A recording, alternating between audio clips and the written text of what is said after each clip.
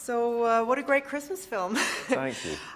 What is your relationship with? Did you read the books when you were little? Yeah, or? I've been trying to figure this one out because I have been asked this obviously quite a bit, and I can't honestly say where I first came across them. My dad might have read them to me. He read a lot to me. He's an actor, and he brought a lot of brilliant children's stories to life, including The Hobbit. But I don't have a specific memory of him reading this one. He might have done, and I have to ask him before I do any more interviews. But it was immediately recognisable when they offered it to me, and it's something that was there in my head. I definitely consumed it or been aware of it at some point. It's so iconic, and like all of Dr. Seuss's world, so fantastic and loopy and mad, but at the same time really universal, strikingly relevant, and memorable, really memorable. Specifically to encourage kids in early reading, Yeah. And it works.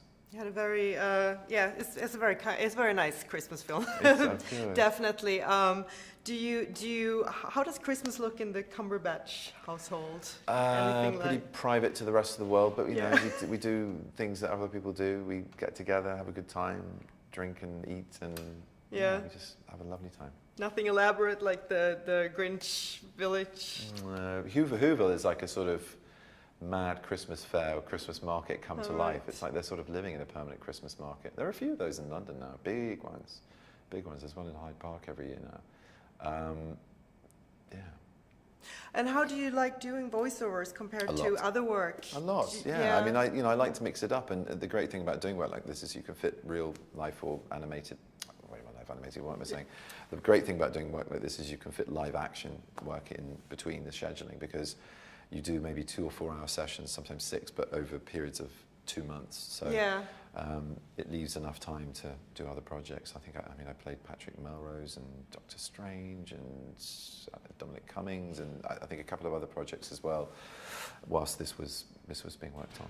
Right. And what drew you to the project then at the first place? The source material, so Illumination, and their back catalogue, I should say, their stable of work is just brilliant. Yeah. And they know what they're doing, and once I had a reassurance from them they were going to be true to the estate and the original book, as well as embellish it with what makes it a relevant film for children and families to see now, I thought that's going to be a winning combination.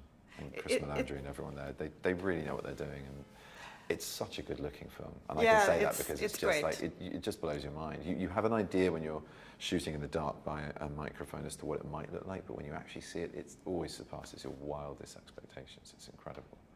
It's a kinder Grinch than the Jim Carrey version, for example. I haven't seen the Jim Carrey, but people have been saying this, but I think well, because you have more empathy with him, I guess, because you maybe understand why he is the way he is, and also I think he's mean in a very enjoyable way. Yeah. But you wouldn't like to be that kid whose snowman gets the head knocked off it, and you wouldn't like to be that lady in the supermarket who has her jar of pickles open and spat back into. No. And he does do quite mean things. He's just nice to a dog occasionally because that's his lifeline. I mean, who would make the perfect flat white if he was cruel to Max? So he's kind of still in it for himself. He's not that nice. Yeah, but there's a reason for it, and it shows. But he's still a lot kinder. I think. Right. Yeah. the other version, he's a little harder to. He's harder to relate to. He's harder to like. Okay, I'll have to watch it. Yeah. Do you have a dog by any chance? No. No. Yeah. Any other like comments about the movie? Any other sort of? Yeah, I just think it's a great morality tale. Like a lot of Seuss's worlds, he introduces through this amazing rhyming scheme and cartoon otherness something very real and potent. And in this one, it's rather like a Dickens Christmas Carol. It's the idea that Christmas is not about materialism, but also in this instance, it teaches us that we don't have to fear the bogeyman.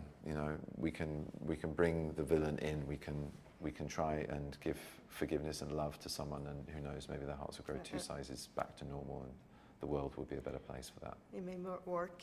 And what about other Christmas films? Just some pointers for us. Like what can we miss? Oh, wonderful! It's a Wonderful Life. I like watching Ghostbusters. It always reminds me of Christmas, and it's just a good excuse to watch. Oh, and Scrooged as well, a modern retelling with Bill Murray being equally brilliant in that.